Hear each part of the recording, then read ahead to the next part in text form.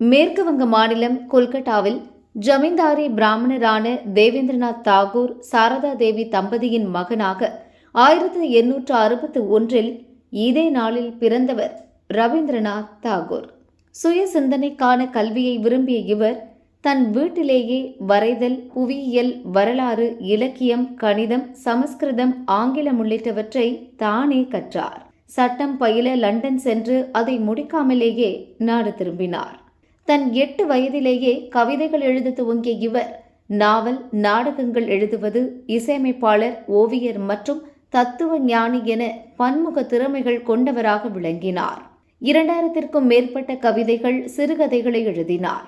இவர் எழுதிய ஜனகணமன, அமர்சோனர் பங்களா ஆகிய பாடல்கள் இந்தியா மற்றும் வங்கதேசத்தின் தேசிய கீதங்களாக உள்ளன. இவர் துவக்கிய சாந்தி நிகேதன் திறந்தவெளி பள்ளி இன்று பல்கலையாக உள்ளது. வங்க மொழியில் இவர் எழுதிய கீதாஞ்சலி என்ற கவிதை தொகுப்புக்கு நோபல் பரிசு வழங்கப்பட்டது.